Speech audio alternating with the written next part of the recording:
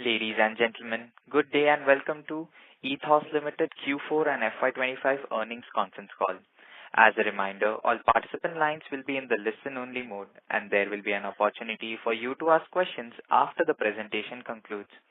Should you need assistance during this conference call, please signal an operator by pressing star then 0 on your touchtone phone.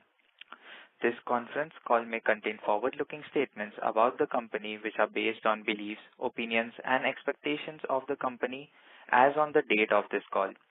These statements are not the guarantees of future performance and involve risks and uncertainties that are difficult to predict. Please note that this conference is being recorded. I now hand the conference over to Mr. Pranav Sabu, MD and CEO of Ethos Limited. Thank you, and over to you, sir. Good afternoon, everyone. Thank you for joining us on the Ethos Limited FY25 earnings conference call. I am accompanied by our CFO, Mr. Munish Gupta, Executive Director and Chief Operating Officer, Mr. Mukul Khanna, and SGA, our Investors Relations Advisors. I hope you've had a chance to review our financial results and the investor presentation published last week on the company's website and filed with the stock exchanges. Given that, I will refrain from going over those in detail and instead focus on a few key updates and strategic highlights. Revenue in FY24-25 increased by 25.3% year-on-year to 1,252 crores. EBITDA in FY24-25 pre-Ind AS increased by 23.5% year-on-year to 161 crores. Profit before tax in FY24-25 pre-Ind AS increased by 21.3% year-on-year to 141 crores. Let me talk about now the expansion of the boutique network. We successfully inaugurated 14 new boutiques in FY24-25 and reached a count of 73 boutiques across 26 cities. It is important to clarify that only one boutique is temporarily closed and under relocation, and 2 were strategically merged into a larger boutique at New Delhi. At the beginning of the year, we set a target to open 20 plus boutiques as a part of our strategic expansion plan. Several boutique openings were delayed due to unforeseen challenges, including the implementation of Q.4 restrictions in Delhi NCR, which disrupted our operations for 90 days in the Delhi region. However, we are pleased to share that we have recently opened 8 boutiques that were initially slated for launch in the last financial year. City of Time, Gurgaon, we also opened India's largest horological project on 10th May. The City of Time, Gurgaon, spanning over 22,000 square feet, features 5 exclusive brand boutiques and 2 multi-brand galleries with 50 plus independent brands, watchmaking zones, a cigar lounge, and more. It is a definitive celebration of craftsmanship and time. 2 more exclusive brand boutiques will be opened by the next quarter to complete the City of Time rollout. Messika, the Chanakya Mall at New Delhi. We are pleased to announce the launch of our first Messika boutique on 14th May, marking a key milestone in our foray into the international luxury jewelry segment. We view this as a strategic step forward in diversifying our luxury offerings, while continuing to approach this category with careful evaluation and a long-term outlook. Looking ahead, we remain on track to be able to cross 100 boutiques during the current financial year. Our inventory remains under control and closely watched. However, the increase in inventory is in line with our strategic expansion, particularly the addition of 14 new boutiques, City of Time, and investment into the Messika boutique, most of which are currently in their early revenue ramp-up phase. Furthermore, inventory for the 8 boutiques opening in May 2025 was proactively pre-arranged in Q4 to ensure timely and seamless launches. Because of the above reasons, the inventory moved from 440 crores on 31st March 2024 to 593 crores as on 31st March 2025. Building on the lifestyle segment and following the launch of the Messika boutique, we are pleased to share additional developments. We will soon launch our second Remova boutique in Delhi, further strengthening our presence in the premium luxury luggage segment and expanding our footprint of Remova in key metropolitan markets. Our Remova boutique in Mumbai continues to perform well, validating our strategy and reaffirming the strong customer demand for high-quality lifestyle products. These developments underscore our commitment to diversifying our luxury portfolio and delivering exceptional experiences across multiple lifestyle categories. Our pre-owned segment also continues to demonstrate strong traction, growing at over 30% year-on-year. Over the period, customers are realizing the value of buying and selling from our pre-owned vertical known as Second Movement and reinforcing our faith in the strong processes and compliances that we have put in place over the past few years. As part of our international expansion strategy, we have established a wholly owned subsidiary in the UAE. It's called Ficus Trading LLC. At this point of time, it is exploratory in nature to understand what we can do in the international arena. We have seen notable fluctuations in the CHF INR exchange rate in the past year. We have now implemented a prudent hedging strategy covering approximately 50% of our foreign currency exposure through forward contracts. This approach allows us to protect against the rupee depreciation while maintaining flexibility to benefit from favorable currency movements on the unhedged portion. Before opening the floor for questions, I would like to reiterate our long-term vision, which was stated when we went public, to grow our revenue 10x over 10 years. Achieving this ambitious yet attainable goal will require sustained and strategic investment in expanding our boutique network, driving greater market reach, enhanced brand visibility, and deeper customer engagement. This growth-oriented approach will also pave the way for introducing new global brands into our portfolio and forging exclusive partnerships, further solidifying our leadership in the luxury retail ecosystem in India and positioning us as a benchmark for excellence in the industry.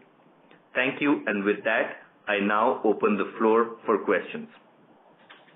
Thank you very much. We will now begin the question and answer session.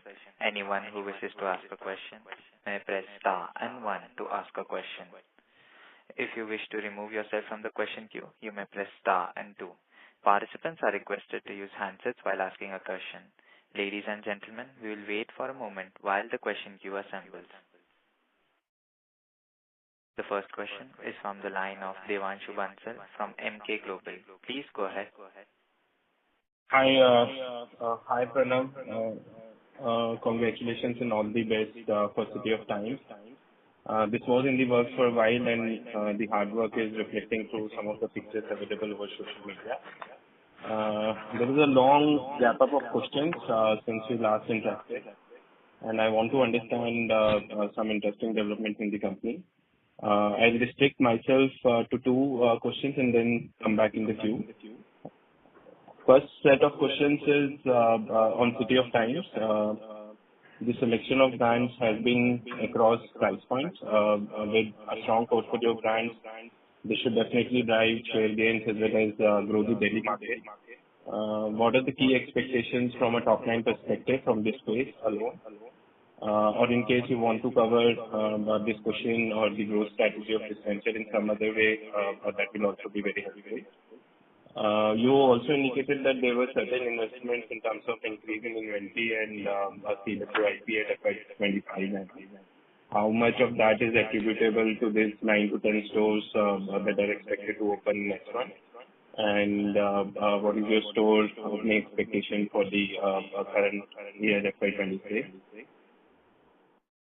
Working capital is also perspective, which have been on a declining trend. Is this a conscious strategy where we are focusing on availing better margins from brands, or they should normalize back to the earlier run rates?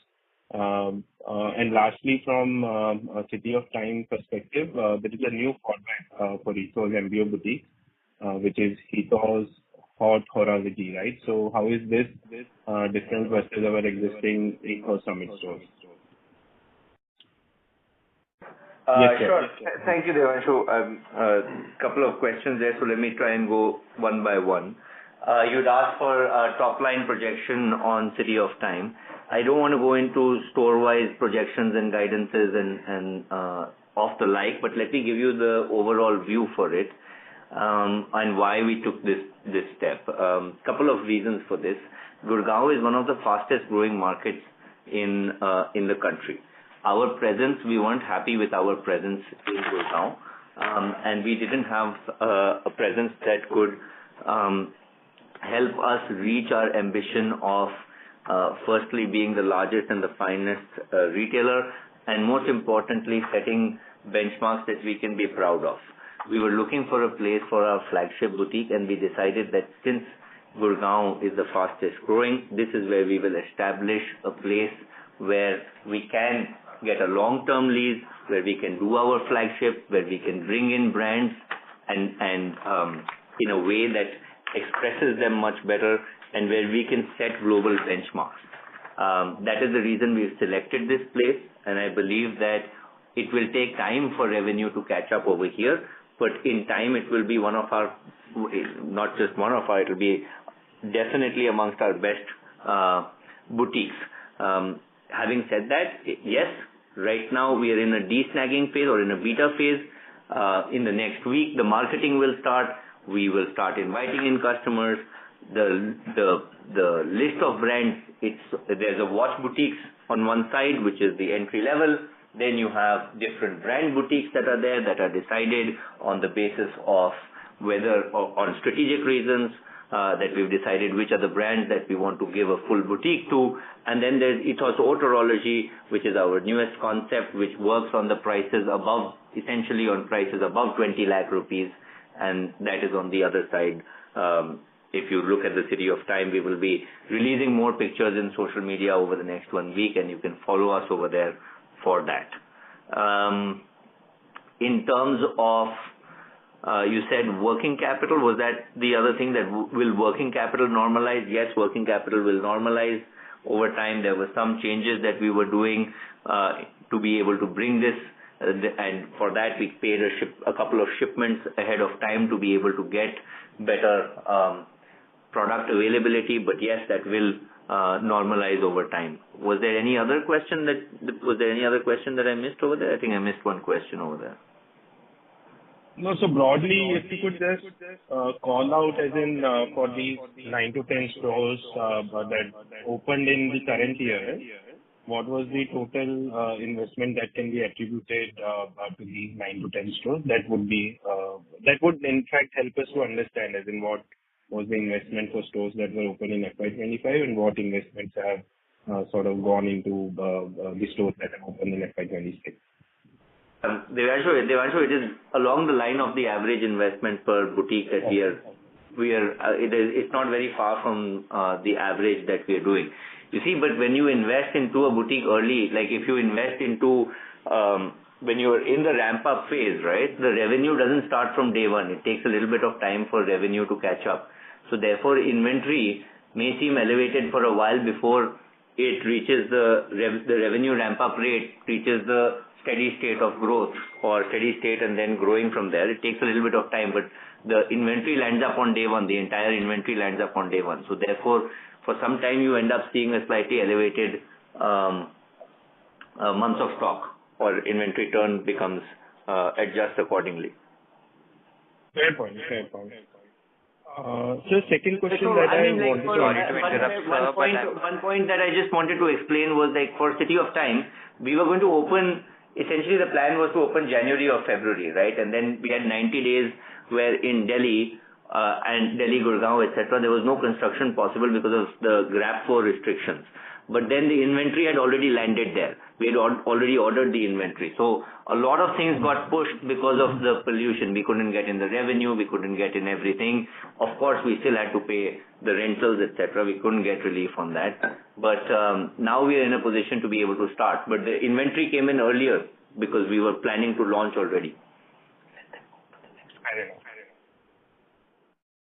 Can I ask one more question? Sorry to interrupt, sir, but let's circle back to that. Sure. No issues. Yeah. The next question is from the line of Ankush Agarwal from Surge Capital. Please go ahead. Yeah. Hi, sir. Thank you for taking my question. Firstly, can you talk a bit about the FTA with Switzerland? What's the status on that, and when can we expect some material benefits flowing to us from that?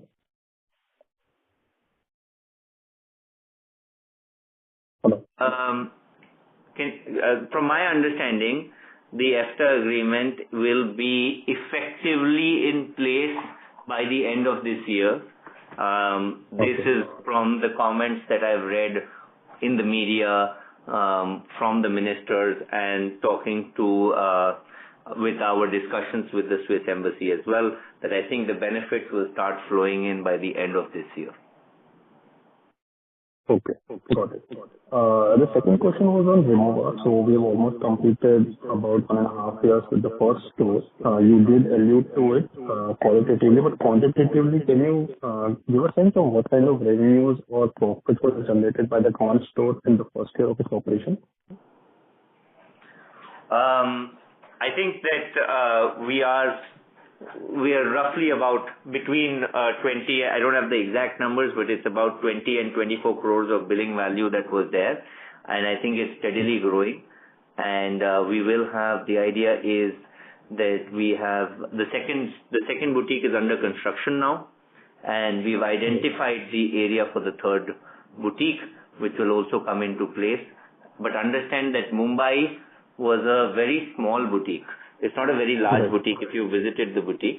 The next ones that are coming are much larger, which will give us more place to express the brand and hold and showcase the entire inventory. So that's what we have going ahead in Remova. We are very bullish on Remova, and ultimately we hope to be able to bring e-commerce as well online for that. So lots of things in progress in Remova. Okay, got it. And just a clarification on the whole thought process on the lifestyle business. So I see along with Remova now we have signed another luggage brand, American brand. So within each category, are we looking to partner with multiple brands, or how is it going to be? Like for jewelry, we have Mexica. So if you think that jewelry works for us, we'll go and partner another jewelry brand, or do you want to expand more category-wise? I think that it's a larger view that we have on lifestyle. I think the view on lifestyle that we have is that we understand the premium customer in India, and we understand retail in India, and we would love to be able to bring brands and help them reach their objectives in India. We would like to work exclusively as exclusive brand partners to whoever we sign on in the lifestyle space. And it's not, this is category agnostic. It is more that is there a fit for the Indian consumer, and are we the right partner, are we the right long-term partner for the brand? If it's in the premium category, I think we are open to having discussions with all brands over there. Yeah, but you would be comfortable with multiple brands in the same category. Is that understanding right? Yeah, it's just like watches. Got it. That was it. Thank you. Thank you. The next question is from the line of Udit from Yes Security. Please go ahead. Yeah, hi sir. Thank you for taking my question. So firstly, sir, if you can explain about the subsidiaries that we are opening up in the international market.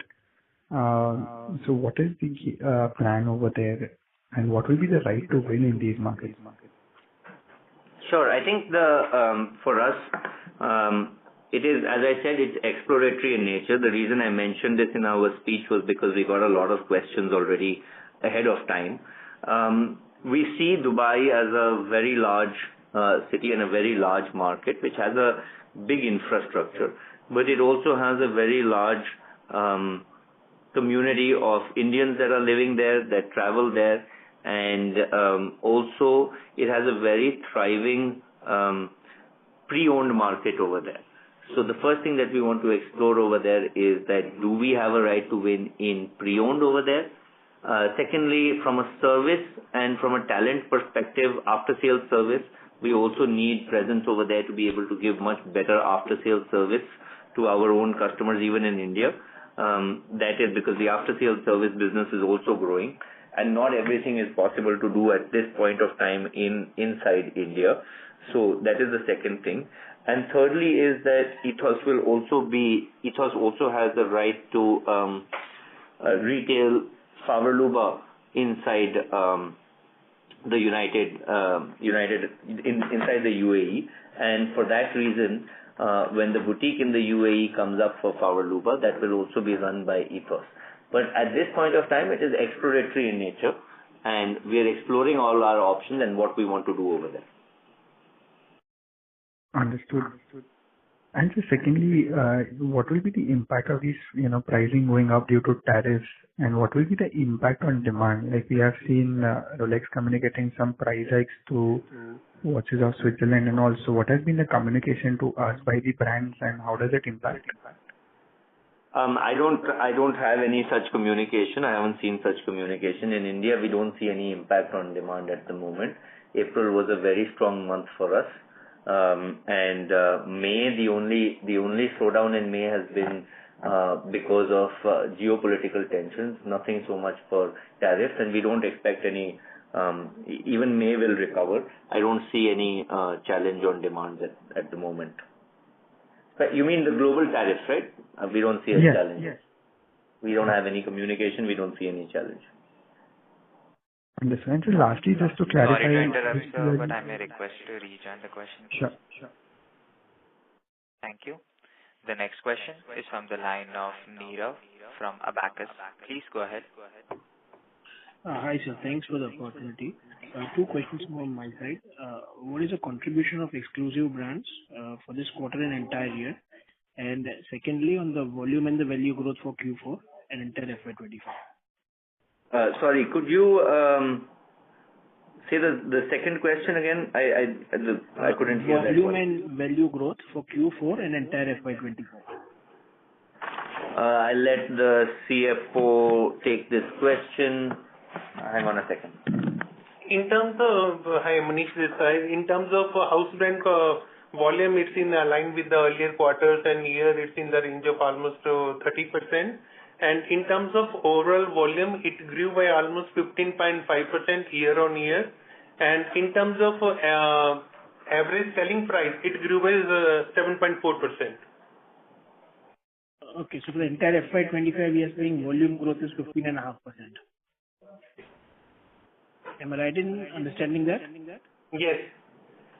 And Q4, the volumes were 30%. Sorry? Q4, the volume growth was 30%, right? No, I didn't. No, that is not, that was, 1 second. That is the house brand share is over 30% in Q4. The exclusive brands is over 30% in Q4. What Munish was answering next was the volume growth for the year. The volume growth for the year overall is 15.5%. And would it be possible to share for this fourth quarter, what was the volume growth? We don't share quarter on quarter, but I will check and get back to you. Let's just circle back to that. We'll get that number and circle back to you. Sure. All right. Thank you. That's it. Thank you. The next question is from the line of Nitin from Green Capital Single Family Office. Please go ahead. Hi, good afternoon, Pranav. This is Nitin Shakkar from the Green Capital Single Family Office. Not an analyst question, but more as an investor. I feel that what is the broader vision for Ethos? Is it going more towards an LVMH or a Kering brand value system where you want to become an accumulator of luxury products and distributor across categories and bags and watches and jewelry, and maybe in Africa as a step towards that? Just wanted to understand the broader vision, not only restricting only to maybe luxury products. So I think, thank you for that question. I think that a big difference between LVMH and Ethos would be that LVMH owns the brand and has retail partners around the world. In our case, or do the retail themselves. In our case, we are purely retail partners and we want to retail products in India. Our journey started with watches. watches continues to be our core focus. And as I had mentioned 2 years ago when the listing was taking place, that we want to grow 10x in 10 years has been our vision, right? Especially in the retail of watches and premium products in India. So as watches continue to grow, we are also taking our steps to be able to represent other luxury brands in India, which was the reason why we got into Rimowa. We've done the first boutique that was successful. We are rolling it out. Messika, we did the first dipstick. It was successful. We've rolled out the first boutique yesterday. We will be signing more brands in the premium and luxury space, and we will want to represent more and more brands in the lifestyle luxury space as well, while obviously watches continues to grow. Okay, so just a follow-up to that. For example, your distribution tie-up, what you've taken a Silver City stake arrangement, how do you, in terms of the Swiss luxury markets, do you have your distribution and you keep on getting on newer brands into Ethos through that arrangement like this, something that you've done in Dubai, or there are two different things altogether? I didn't understand the question because they're very, very different things. So I'm not... we do make investments into brands where we believe that there is a there's a long-term potential in India. We will make those investments if required. At this point of time, we are not looking at investing into more brands in the ownership of brands, right? But Dubai is something very different. Dubai is to be able to expand our pre-owned vertical over there, see if that makes sense. After sales is very important. And see if we can, and because we will also have the right to retail Favarluba in Dubai, which will be a very profitable venture in the future. And that's the reason that Ethos has gotten that right, because we've invested into the brand of Favarluba as well, which is through Silver City. Okay, understood. Thanks a lot, and all the best. Thank you. Thank you. The next question is from the line of Akshat Jain from Sixth Sense Ventures. Please go ahead. Yeah, hi.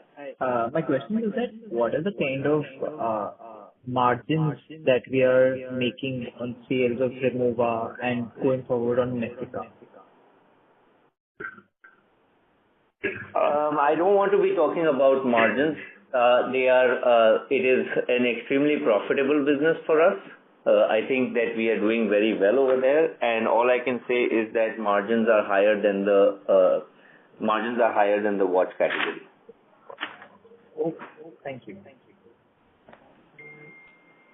Thank you. The next question is from the line of Ravi Naredi from Naredi Invest. Please go ahead.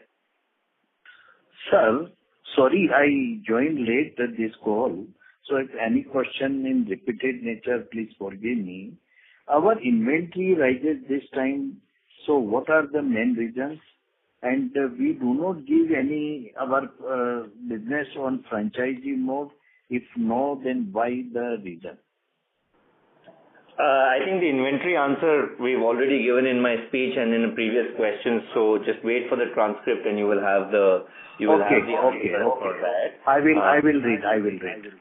And for franchising, it's a very good question. We are at present we want control over the entire experience.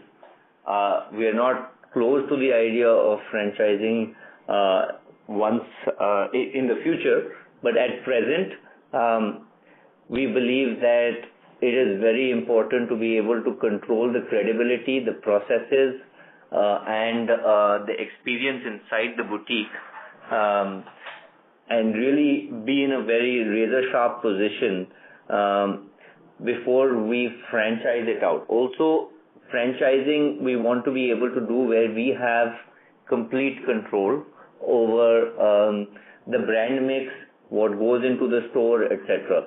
So at present, we haven't actively engaged into it. We've got a lot of requests for franchising. In the future, we may do it. We are exploring it this year as an option. We will have someone on board to do a detailed study. But I think at this point of time, we haven't opened it up because we want to control the experience that we deliver to the customer. Thank you very much. And sir, how many more showrooms we are looking this year? As I mentioned in the speech earlier, we are looking to cross 100. Our boutique count will cross 100 this year. Okay. Thank you, sir. Thank you. The next question is from the line of Harsha from Bandhan AMC. Please go ahead. Hey, hi, madam. Thanks for taking my question. First question is basically directionally, let's say, how different would be, in terms of size and scale, the revenue per store for a Ethos Summit versus these mono brand stores? Are you talking about? Sorry to interrupt, sir, but could you please speak a little louder? Yeah, can you hear me now? Yeah. So your question was in size, right? In size, typically, most mono-brand boutiques are about 800 square feet, and Summits are about 1,000. Size in terms of revenue size, not in terms of the store size. Scale. We don't disclose this separately, but we can catch up on this later once we have the information. Once I have the exact information. But just to tell you, the return on capital is quite similar. Got it. And this 20 to 24 crore of billing value last year in Remova, again, here the inventory would be the same as watches, 6-7 crore per store, or how different would that be for Remova and even for it? Sorry, it will be lower. Slightly lower, yes. Slightly lower. And for Messica as well, we are starting with the same kind of inventory, or? The inventory is similar, yes. 6-7 crores in Messica as well. That is correct. Okay. And Messica, any plans to add more Messica will behave from an inventory position. Messica will behave quite. Remova is lower than the watch category. In Messica, it will behave a little bit more similar to the watch category. Okay. Thank you. But the taxation, of course, is much lower in jewelry, as you know. Yes. Thank you. The next question is from the line of Manish Podar from Invesco Asset Managers. Please go ahead. Yeah, hi, Pranav. I have three questions. One is, let's say this benefit of India-Swiss FTA, when does that start coming in? And would you be able to understand, let's say now, how is the sort of understanding which you have with brands in terms of, let's say, this benefit pass through? So what we have, Manish, these are very good questions, and thank you for asking these. EFTA agreement, as I understand, will start to come at the end of the year, right? The basic principle that we've applied to with all the brands is that we will share the gain and we will also share the pain. So if the GST increases, that pain will be shared. If the EFTA comes down, that benefit will also be shared. Now, what I can say is that I see a bright future going ahead. I see some of that margin flowing down. A little bit depends upon what is decided on GST, but I think that we have there's enough discussions have taken place to be able to protect our positions and to gain from whatever happens. Okay. But there's an additional benefit in terms of FTA. You can also move to an SOR model then, right? We can move to once the duties are lowered, you can have more SOR arrangements because it is easier to send back watches then. That is correct. So is there some sort of discussion happening on this front? Those discussions are there. They've already taken place. I think we're waiting for EFTA to come into place. Actually, before we get into logistics, those are given things that will happen. But will it dramatically change? I don't think so, because even EFTA will come into place over 6 to 7 years, right? So it's the first benefit is both the brand and the retailer will start to make more money in India, because already the products are very competitively priced, right? And now we are working on margins much lower than the rest of the world. The first benefit is of the duties. The SOR model will come once the duties come to zero, because while there are still duties, it is not easy to send back products. Got it. Just two more questions. Sorry to interrupt, sir, but I may request you to rejoin the question queue for follow-up. But let me just, Manish, whatever was your last question, just ask it. But one quick point was that we are in discussions with how to bring in. Let's say, for example, Jacob is a brand that we do very well with. Is that how do we get more carnets into India? This is off the pieces above 2 crores, 3 crores. We don't need to invest in those pieces. We can bring in display pieces that are here for 6 months, then they go back. You can't sell that exact piece because it's a carnet, but I can show that piece and get an order, and a new piece will come in 10, 15 days later, just as it happens in the car industry, as it happens in a lot of high value products. That is what we're going to be working a lot more towards. Got it. Yes, if I can ask the second question. Let's say in terms of this full year, in terms of overall sales, how much of it will be repeat versus new consumers?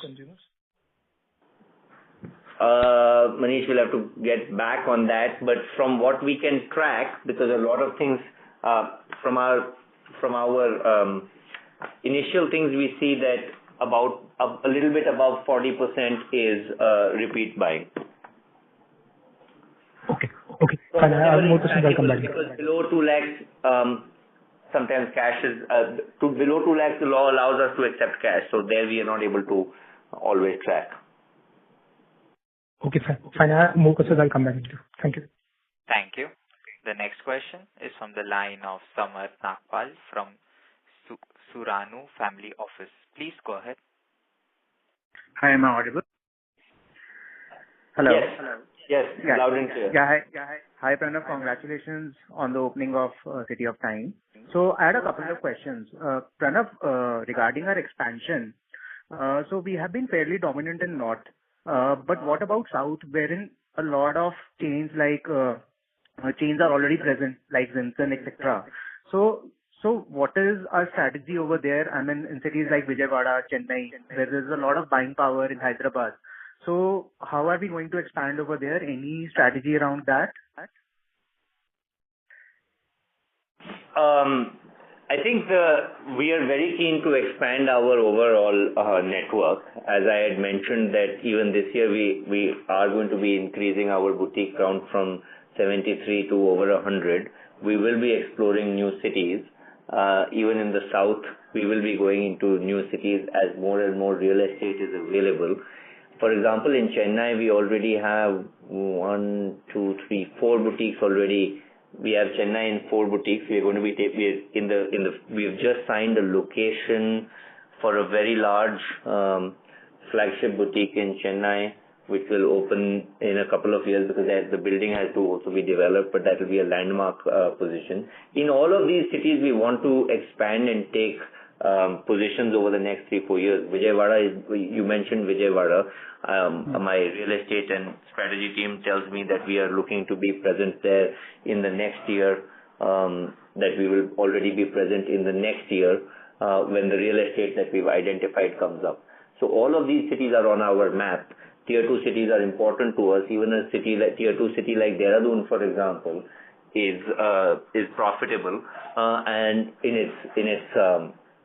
its first year itself, it's breaking even and profitable, and marginally profitable as we had expected. And second year onwards, it will be even more profitable. So Tier 2 cities are definitely on our radar. Sure. Pranav, one thing more, I think on the CPO business, I know that a couple of years back we used to speak about the potential this business has, and now it's growing upwards of 30%. So just wanted to understand that would it be a 40% kind of business, or we can see some amount of acceleration over here and we are just, right now setting the operations in a good way or taking up the business which is good enough for us. So how do we see this business of CPO? I think that it can accelerate. I think that there are some roadblocks that we are overcoming first. We need more service centers and we need more capability in terms of being able to service the watches. Also, we don't accept watches without the correct paperwork. That takes a little bit more time because, you see, after 2017 is when the population of watches which were sold properly has increased, because in 2017 is when cash above 2 lakhs was effectively disallowed, right? The advantage of that was that the population of watches is increasing. That is the watches that were properly bought in India, that aren't smuggled into India or are here without paperwork. So I think with time it will continue to accelerate. We have only one boutique right now. Next year we will be opening 2 more boutiques, or at least 1 more boutique in Mumbai and then in Bangalore. So I do see acceleration taking place, but at this point of time we are maintaining this 30% that we are looking at. Sure. And one final question, Pranav, if time permits. Just one question.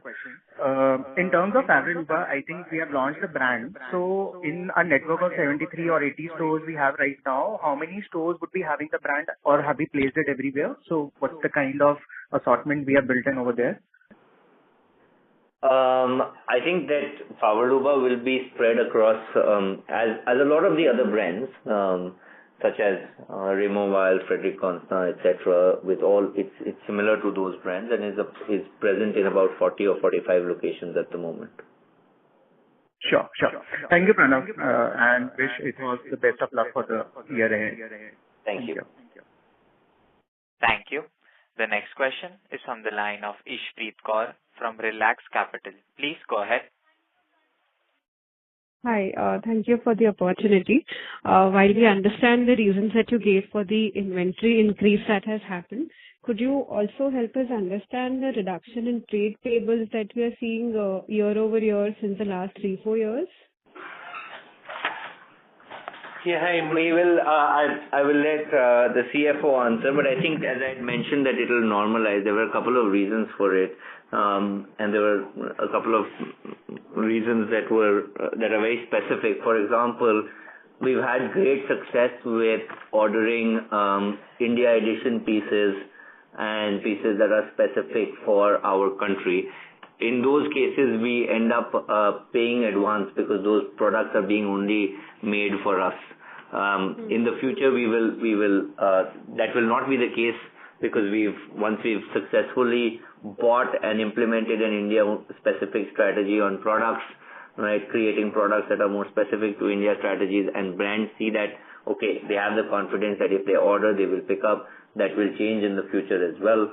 But that's one of multiple reasons. I can let the CFO talk about other reasons. Sure. Thanks, Pranav. In addition, there were some brand debit notes. Generally, we get every quarter or half-yearly basis. This year, it was accumulated and padded up to the year end. So that's why you see the reduction in the creditors. All right, sure. Would it also be possible to share revenue from the top 2 or 5, whatever number you can share, brands in the watches that we sell? No, we don't share that. Okay, no problem. And just lastly, the longer term vision that you mentioned of 10 times revenue in 10 years, would you be able to just give a very broad thought as to how much could be the watches and how much could be the other premium space that you're looking to get into? Or is it too early to quantify anything? I think it's too early at this point of time to quantify that. I think that we are as you know, that those are exploratory in nature right now. A lot of the brands that we're talking to, whether they will come, whether they will not come. But I do know for sure that we are committed to this 10x growth in 10 years. This was stated at the time of listing the company, and we have been walking that path, and we'll continue to walk that path. I think that it's a little bit too early to give a segment-wise breakup of that. So largely, as of now, you think large part of it would still continue to be watches in that vision? Right now it is. Right. Okay. And anything apart from travel? Sorry to interrupt, ma'am, but I may request you to rejoin the question queue for follow-up questions. Thank you. Thank you. The next question is from the line of Devanshu Bansal from Emkay Global. Please go ahead. Yes, hi. Thanks for the follow-up. Pranav, I wanted to understand this encouraging pickup in gross margins, right? So this has come back to 31% after the long haul. So wanted to check on the sustainability of these margins. That is one. And also, is there any benefit because of lower cost sourcing in December, which got reflected in better realizations after the price hike earlier this year? No, I think that long term there will be sustainability. I think that, look, right now we are in a very, the 31% could have been much higher because we are in a volatile place where the rupee is, because of whatever is happening in the world and, global tariffs and flight of capital to safe havens such as, the Swiss franc. The Swiss franc strengthened a bit and we haven't passed on that price yet. We will start doing that now. But overall, there is a structural change in us being able to sell better products in terms of sell with lower discounting, sell specific products better, whether they're India editions, etc. This has been a strategy that we've been working on, and I think in the long term it will improve. I can't talk about the short term as in is it sustainable over 1 quarter, 2 quarter, because there is there's too much fluctuation in the CHF INR at this moment, but I'm sure that will also stabilize. And I think that long term we want our margins to increase. Fair enough, sir. Just small follow-up here. So you mentioned that the price hikes which are typically taken in Jan have not been affected this time around so far. Did I understand it right? See, there was a price rise that was adjusting for the rupee to about if you dial back to 1.5 years ago, the CHF INR was around 91, 92. Most brands adjusted it to 96 in January. Okay, most brands. Okay. Some brands still didn't. Okay. Most brands did. But in March now it's moved to 102, 103 rupees, right? Because at that time the tariffs that kicked in on, I think it was 2nd April, that the global tariffs or USA's tariffs started to roll. That changed the outlook of currencies around the world, and that moved from 96 to 103. Of course, that is a little bit volatile, and we don't want to take decisions based on 1 month or 1.5 months because there's too much volatility right now. I think brands will now start to take that decision over the next 20, 30 days, and then we will see if the rupee is, for example, around 102, then it will have to be adjusted again to 102, right? But I think that my advice to brands has also been, I cannot decide for the brands, but my advice to the brands has also been that let's wait for 2 months. Let's not take knee-jerk reactions. Right. One small bookkeeping question. There is some investment that is happening in February. So total, if you could just help us understand throughout the year in terms of equity investment, what can we expect to be going towards Silver City brands?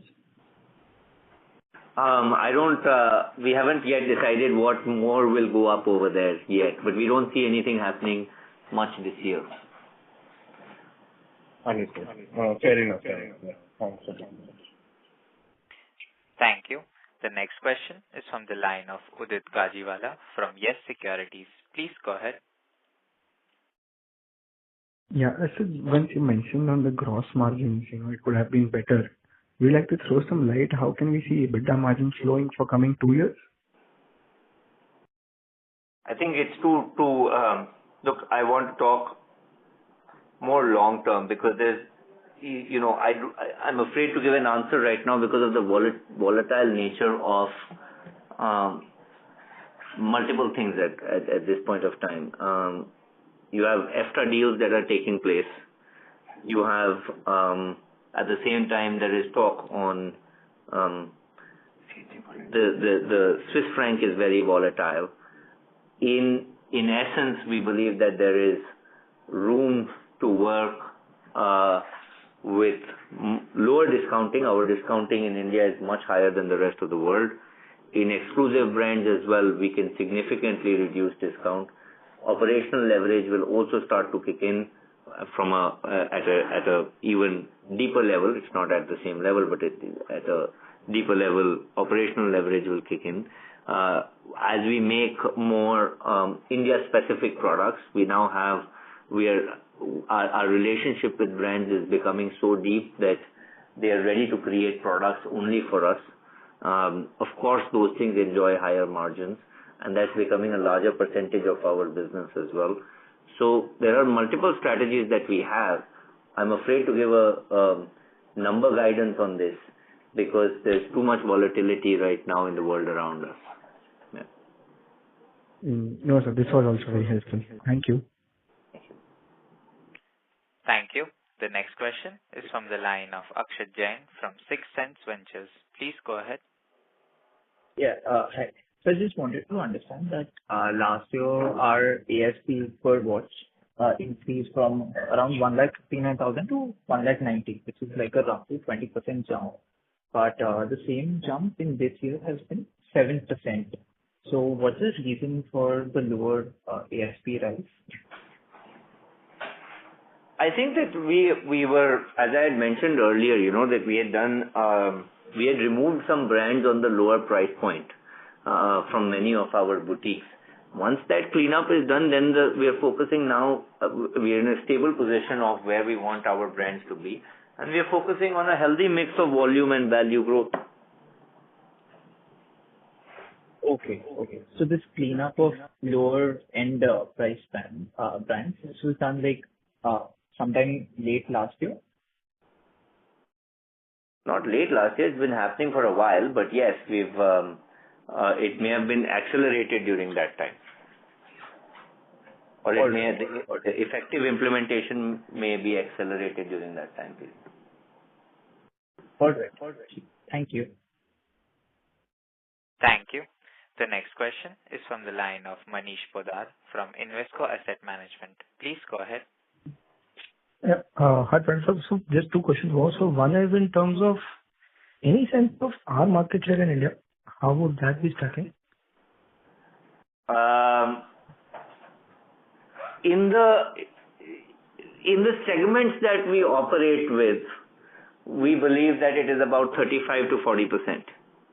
No, in the last year, would that have increased? Or I'm just trying to get some sense in terms of allocations versus our sales. Is that share improving? We have grown faster than all our competitors from our knowledge, yes. Okay. And this is material or this is marginal? Sorry, I'm just trying to hop on this point. It is much faster than our competitors. But I mean, market share jumping from, let's say, 35 to 45 it's a long haul. It's not a very easy one. And also there is one more thing, Manish, is that we want to concentrate on the profitable segment of market share, not just get market share. Right? There are brands that we don't operate with because we don't believe that there is significant profit if you do business in a compliant manner, which is very core to what we do. So we want to focus on the compliant and the profitable part of the businesses. Correct. And the last one is, let's say there was this earlier thing that we wanted to do a rebranding for the Ethos network. Where are we in that? Have we taken an agency? Just if you could highlight that thoughts, that would be great. Thank you. Yes, we have. We've been working on it for the last 6 months. We now have. It is going a little bit slower than I would have liked to. In all transparency, we've gone through about 60-70 versions of logos, but we've now finalized the logo that truly expresses where we want to go and has much higher usability, right? And can make, first of all, it can express our ambition much better. It can make us look and feel more luxurious. It gives the impression to the customers that the correct impression that this is a luxury area that you're entering into. So you will see this across the entire spectrum of what we do, right from the napkins that we have or the handbags that we have, the logos, that how it's used on digital ads, for example. In digital ads, it has to drive a higher click-through rate. When you have a higher click-through rate on digital ads, it brings down the cost per click. As you know that we spend a lot of our, or most of our marketing money is spent digitally today. That process is ongoing. We have now finalized, of course, we've been working with this agency for the last 6 months. We finalized the logo, and now we're going to accelerate so that by the end of the year, we are in a position where we are implementing this. Okay. Thank you so much, and all the best. Thank you. The next question is from the line of Samarth Nagpal from Suranu Family Office. Please go ahead. Hi, thanks for the follow-up. So Pranav, just in reference to what the earlier participant also asked about the ASP growth. So is it also that it has tapered off because we have a lot of stores coming in non-metros, and therein we would have an assortment of lower price point, and the business mix from those stores would have also contributed? So is it fair to assume that? There would be a factor of that, yes. It is true that the number of stores that where we are going to be increasing the stores is going to focus a lot between 1 and 4 lakhs and not necessarily at the higher price point.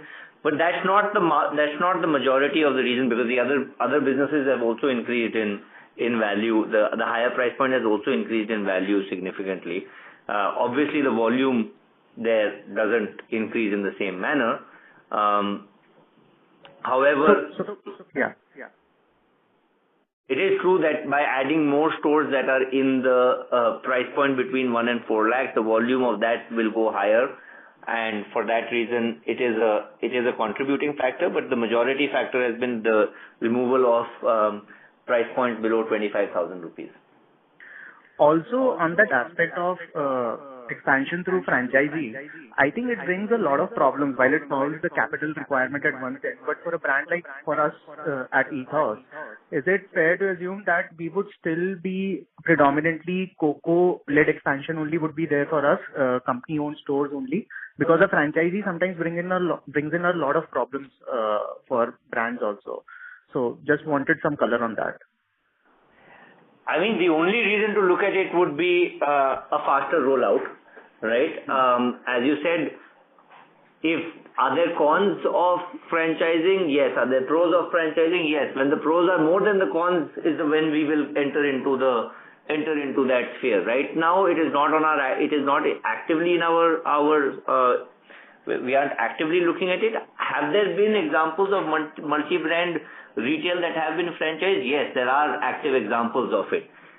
We are aware of the pros and cons. We are going to be taking on someone to look at it more carefully and then give us the entire picture, and then we will come to a decision. In this year, we will not be rolling out, or I don't see a rollout of franchising taking place very quickly. Let me just put it this way, that I don't want to give a thing that we are actively looking into it, or we are exploring the pros and cons of it. That's the stage we are at. Sure. Thanks, Pranav. Thank you. Thank you. The next question is from the line of Akhil Parekh from B&K Securities. Please go ahead. Yeah, hi. Thanks for the opportunity, and congratulations on the good set of numbers. Pranav, just one question from my side. What are the tangible levers for improvement in ROC from the current levels of 14 to 15% that we have right now? Well, I mean, we are working on a lot of these things, right? The return on capital is one is to increase the profit, right? That is, we're working on that to increase revenue and increase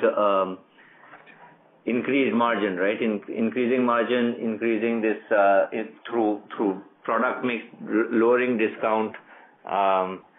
We are working on obviously increasing revenue as value and volume. And in terms of where does our capital sit at the end of the day is where we have to look and see in the balance sheet where is it sitting and how do we improve that. Most of our capital lies either in CapEx, which is in the store fit outs, right? and it lies in inventory. In both of those, we are now starting to look and dive into how we can improve our things over there with more store rollouts, for example. If we can go into more modular fit outs and order more and thereby bring down per square footage, right? The cost of building out a store per square footage, that will tremendously help. So we are building out a brand book, going into more modular designing, ordering ahead of time, being able to standardize, etc. In inventory, I know my colleagues who are in charge of the merchandising department, they are working now to be able to bring in software to be able to help take better decision making and be able to bring down the months of stock over there. So yes, those are the tangible levers that we are working on largely. Just on the inventory part, right? I mean, as we continue to expand and, the ASPs continue to be on a higher side, our inventory cost and working capital will continue to remain at elevated level. In next 2 years or 3 years time frame, we expect that to go meaningfully down, and which hopefully can improve the ROC. Is there a question there, or what's the question? No, I'm asking like the inventory days. Is there scope for inventory days to go meaningfully down from here on for next 2 to 3 years? I think, look, if you look internationally, they are at much lower levels. Whether we will be, is there scope? Yes, but it's not an easy strategy to execute. We will be working on it. I don't want to give really forward-looking statements on whether it will go down meaningfully or not. But our intention is to drive it down, yes. Okay. Fair. Thank you. Thank you. Ladies and gentlemen, as there are no further questions from the participants, I now hand the conference over to the management for closing comments. Thank you all for your insightful questions and continued support. Should you require any further information or clarification, please feel free to contact SGA, our Investor Relations Advisors. Thank you again, and we look forward to updating you on our progress in the future.